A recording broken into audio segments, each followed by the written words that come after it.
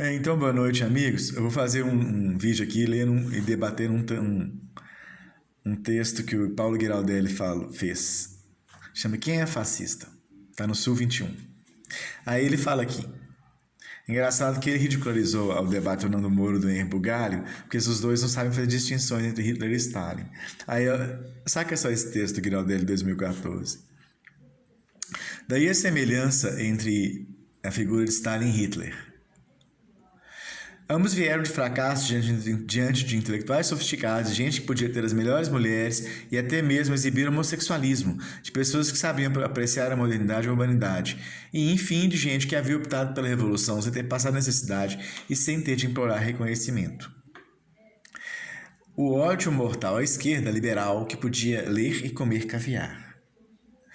Isso os fazia possessos. Hitler e Stalin se olhavam nos olhos e sabiam bem que a guerra se travaria entre eles ali mesmo, no campo da velha Europa, e que tudo dependeria de evitarem a entrada na guerra dos liberais, ou seja, dos amigos dos ingleses, a América. Falharam nisso e perderam. Um perdeu no braço, o outro demorou mais ainda, mas ruiu sozinho perante burocracia, KGB e filas. Eles se olhavam nos olhos e se compreendiam, porque ambos fomentavam o que havia de pior neles mesmos, e isso é o que havia de pior em seus povos, o culto do desprezo. É muito curioso, Giraldelli, isso que você está escrevendo. Eles admiravam gente que exibia homossexualismo nos anos 20, 30, 40 que eles viveram. Estranho, né? O Stalin não fracassou diante de intelectuais, teve reconhecimento desde cedo do Lenin, que se projetou com a Revolução Russa como um líder intelectual de relevância mundial.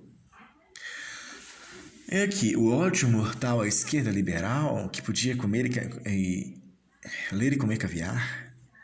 Parece que você está sendo humorístico, né? Porque tem a esquerda caviar. Parece que está tomando um partido desse tipo da esquerda festiva, né? De uma esquerda fútil. Parece estar tomando partido disso. Eu não acho que havia ódio mortal à esquerda liberal em Stalin, não. No Hitler, há ódio mortal aos comunistas, à União Soviética, aos judeus.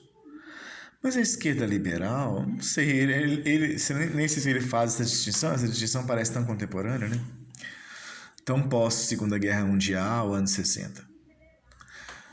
Eles se olhavam nos olhos, eu acho que se encontraram. Acho que eles nunca se encontraram pessoalmente, esses dois. E era tudo só evitar a entrada da América. A entrada da América na guerra aconteceu a favor da União Soviética, né? E é claro que Stalin desejava isso, né? Então, num certo sentido, foi bom para o Stalin quando o Japão atacou Pearl Harbor. Foi possível uma aliança contra o eixo, né? Verdade seja dita, a União Soviética, o poder soviético, buscou a aliança com a França e a Inglaterra, mas elas preferiram ir jogando o Hitler para cima da União Soviética. Eles entregaram dois países sem dar um tiro, Tchecoslováquia e a Áustria. Permitiram a remilitarização da Renânia, várias coisas. Então, assim, a ideia era jogar o Hitler para cima da União Soviética. Aí foram concedendo tudo, países inteiros, não é? E não funcionou. Que eu quero a invasão da Polônia, não teve como a Inglaterra não reagir, porque tinha um tratado com a Polônia, né? Mas a guerra, o pacto nazi-soviético, que é tão mal falado, possibilitou a União Soviética não lutar em duas frentes. Ela derrotou o Japão ali em 1939, estava invadindo a Mongólia e atirando contra a fronteira soviética. Com o apoio da Mongólia foi possível derrotar o Japão ali, naquela região. A Mongólia chegou a ser invadida em 39, 40 pelo Japão e o Japão perdeu, recuou.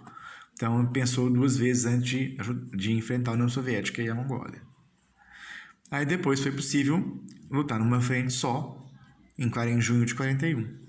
A partir de junho de 41. Estava se lutando ali só numa frente. O pacto deu um tempo para vencer a outra guerra lá, com o Japão, lá na Mongólia. Tá ok? Então esse pacto estrategicamente foi importante, até porque era a opção que havia para ganhar algum tempo. Ganhou 1 ano e meio só de tempo sem a agressão do Hitler. Tem muito mais coisas sobre esse pacto que a mistificação, mas vamos continuar aqui. Esse texto humorístico do Giraldelli. Giraldelli esquece que 70% do exército nazista foi destroçado pelo exército vermelho, não pelo exército americano. Então vamos continuar aqui. Não à toa Hitler chamou seu movimento de nacional-socialismo. O socialismo em sua pátria era um movimento de intelectuais e cosmopolitas de fundo marxista, um marxista de quem havia lido, antes de tudo, os clássicos. Os homens da social-democracia marxista europeia eram homens cultos. O movimento de Hitler, então, queria apenas a vingança embutida no peito do socialista de ocasião, ou seja, o desejo de arrancar a propriedade e talvez a vida do dito privilegiado. Estranho, né? Tá acreditando que só porque o Hitler colocou esse nome socialismo ele é socialista? Giraldelli. Aqui, é ridículo, né? Ridículo, porque o Hitler, embora tenha brincado com essa ideia lá no começo, porque quando ele começou lá no pós-guerra como político, o Lenin e a União Soviética tinham um grande prestígio. Inclusive, houve uma tentativa de revolução lá na própria Alemanha, do Karl Liebknecht e da Rosa Luxemburgo, né? Então, aí você está acreditando que ele é socialista? Que não dele, que erro primário, ó. A ideia básica era pedir dinheiro para os grandes empresários, de modo a protegê-los da ameaça do comunismo, entre aspas, tirá-los do jugo dos banqueiros judeus que cobravam juros do parque industrial alemão, polos de igual diante dos empresários das potências imperialistas que bloqueavam a entrada da Alemanha no mercado e no neocolonialismo. Tá acreditando um pouco nessa história do banqueiro judeu que o Hitler fala. A questão principal dele era encontrar bodes expiatórios. Ele fala lá no Mein Kampf, no Minha Luta, que a Alemanha perdeu a Primeira Guerra por causa dos judeus e dos comunistas que apunhalaram por trás. Então não é científica a explicação dele de forma nenhuma. E uma coisa bacana eu vou te falar. Viu, Giraldelli? No Minha Luta lá, o Hitler fala, segundo o historiador Ludo Martin, que nos milhões de mortos do bolchevismo. Então, quem fala em milhões de mortos do stalinismo está já usando um argumento nazista. Primeiro a falar desses milhões de mortos do judeu-bolchevismo, é o Hitler. E os liberais hoje falam disso, para atacar o Stalin. Essa mesma coisa, veio lá da Minha Luta, viu? Foi por ali. Em 23, então um historiador que você está usando. Hitler. Então, ó. Os que não cedessem seriam expropriados ou então administrados por quase do partido, entre aspas, já chamado nazista, entre aspas. Foi assim que a coisa vingou. A coisa vingou foi com a crise de 29, né? A coisa já estava lá, não é? Se aproveitando dos erros dos social-democratas que eram conservadores, não é? Que tinham se aliado ao Império e tinham apoiado milícias que mataram Rosa Luxemburgo, né? E mataram outras figuras social-democratas como Kurt Eisner, social-democratas que não concordaram com essa aliança ali com grandes banqueiros, grandes latifundiários, não é? Então, vamos continuar aqui. Capital e Estado, bem requalificados, foram casados e o sacerdote da União foi o próprio Papa da nova era, Hitler. Aliás, ele deu a forma para Mussolini, Franco, Salazar e depois para tantos outros como os Pinochets da vida. Pera aí.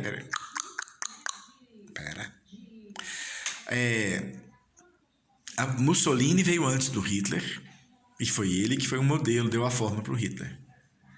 Mussolini influenciou Hitler. E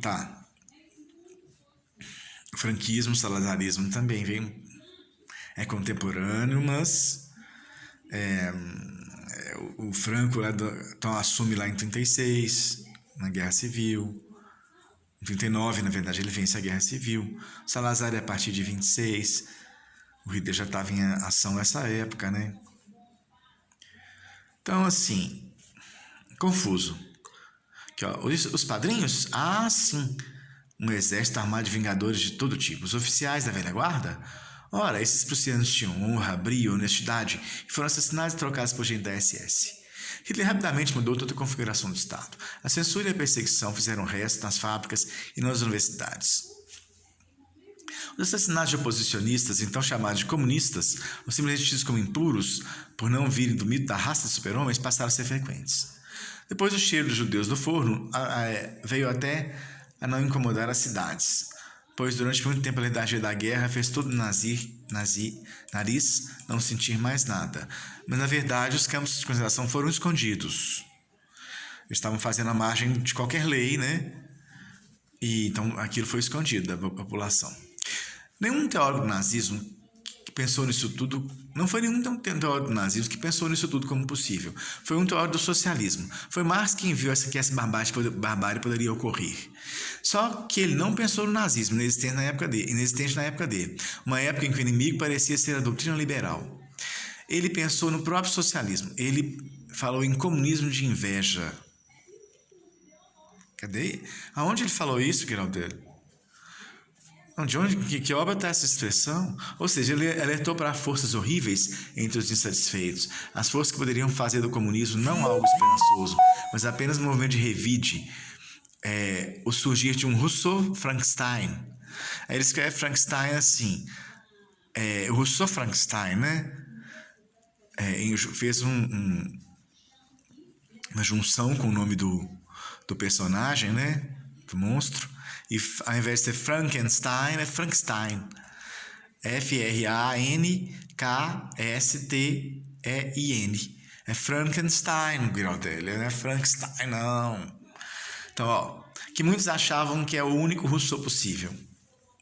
Esse Rousseau Frankenstein. Não conheço esse conceito, né?